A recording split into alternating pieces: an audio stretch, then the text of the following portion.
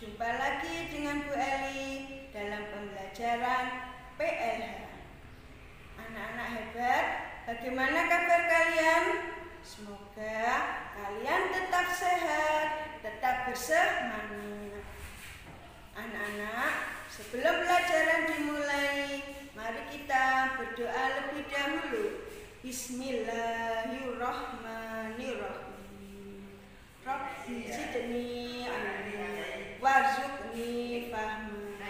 Amin. Anak-anak, mari kita simak video pembelajaran berikut ini. Anak-anak kelas 4, kita akan belajar PLH dengan materi aplikasi perilaku ramah lingkungan dalam kehidupan sehari-hari. Kompetensi dasarnya yaitu 2.4, menjelaskan perilaku yang ramah lingkungan. Sedangkan tujuan pembelajarannya yaitu siswa dapat menjelaskan perilaku yang ramah lingkungan dalam pengelolaan sampah. Aplikasi perilaku ramah lingkungan dalam kehidupan sehari-hari. 1. Pengolahan sampah. Coba perhatikan gambar sampah di bawah ini. Anak-anak ada yang tahu apa itu sampah? Sampah adalah barang atau benda yang dibuang karena tidak terpakai lagi. Sampah dapat digunakan kembali jika dikelola dengan cara yang benar. Pengelolaan sampah dilakukan dengan langkah-langkah berikut. A. Reduce, yaitu mengurangi terbentuknya sampah. B. Reuse, yaitu menggunakan kembali barang-barang yang sudah tidak terpakai lagi. C. Revalue, yaitu mengembalikan nilai barang. D. Recovery, yaitu mengembalikan kondisi fisiknya. E. Recycle, yaitu melakukan proses daur ulang. Anak-anak, marilah kita bahas masing-masing 5 langkah dalam pengelolaan sampah. R yang pertama yaitu reduce. Reduce artinya mengurangi pemakaian, yaitu mengurangi terbentuknya sampah, mengurangi penggunaan barang yang dapat menghasilkan sampah. Kita dapat meminimalisir pemakaian benda yang menghasilkan sampah. Contohnya adalah tidak membeli es yang dibungkus plastik dan pakai sedotan, tapi kita membeli es pakai gelas yang bisa dipakai berulang-ulang. Contohnya lagi yaitu pembungkus makanan. Tempe yang biasanya menggunakan bungkus plastik diganti dengan tempe yang berbungkus daun, karena sampah daun bisa atau mudah terurai mikroorganisme.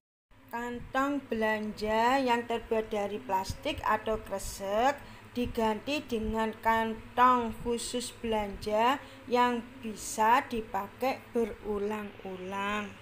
Selanjutnya yaitu mengurangi penggunaan botol plastik diganti dengan menggunakan botol minum yang bisa dicuci sehingga dapat dipakai berulang kali. Yang kedua yaitu reuse, menggunakan kembali, yaitu menggunakan kembali barang-barang yang sudah tidak terpakai lagi. Artinya aktivitas mengelola sampah dengan menggunakannya kembali. Kegiatan menggunakan kembali bahan yang masih layak pakai. Dengan menggunakan kembali benda-benda tidak terpakai, sampah menjadi berkurang dan kita tidak perlu lagi membeli barang, karena barang yang kita perlukan dapat kita buat sendiri menggunakan barang tak terpakai tersebut.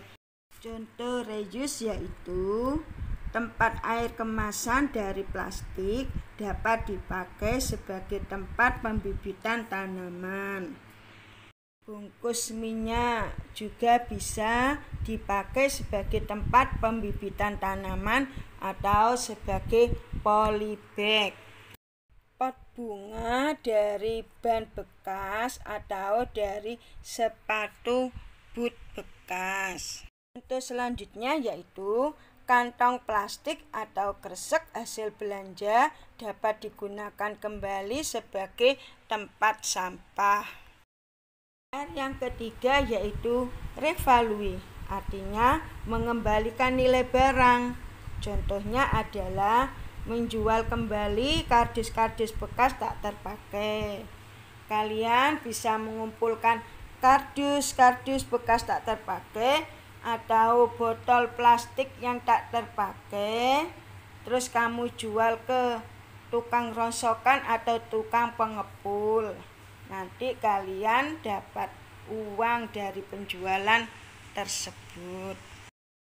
R yang keempat yaitu recovery, artinya mengembalikan kondisi fisiknya.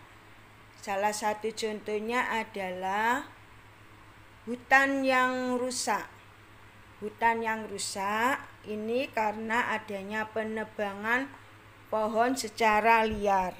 Untuk mengembalikan kondisi fisiknya, maka diadakan reboisasi. Reboisasi merupakan upaya penanaman pohon pada kawasan hutan rusak yang berupa lahan kosong, alang-alang atau semak belukar untuk mengembalikan fungsi hutan.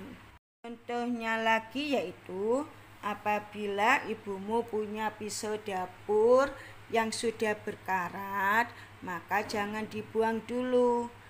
Pisau itu bisa dikembalikan kondisi fisiknya dengan cara dicuci dengan memakai air juga, maka pisau itu akan bisa tajam lagi.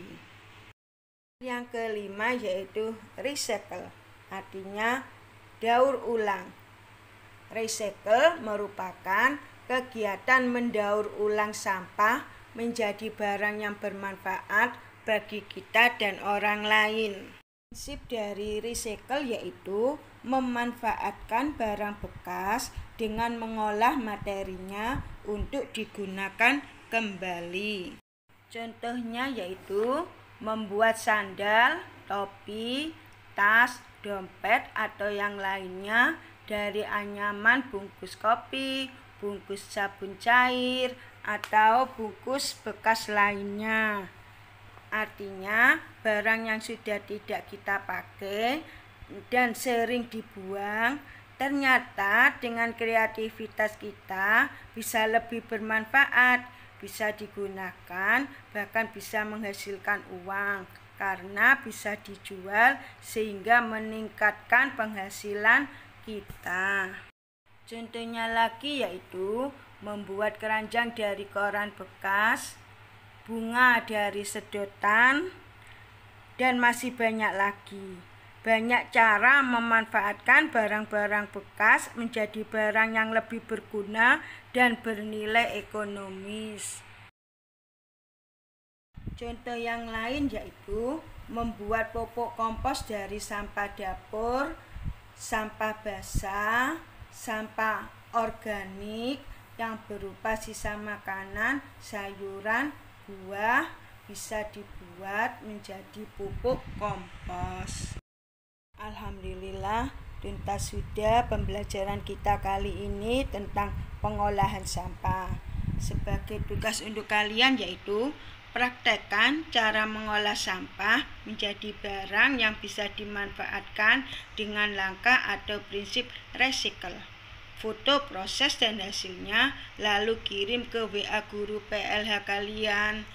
Tetap semangat ya anak-anak, jaga kesehatan. Terima kasih. Alhamdulillah, demikian anak-anak video pembelajaran kita kali ini. Semoga menambah pengetahuan kalian. Terima kasih. Wassalamualaikum warahmatullahi wabarakatuh.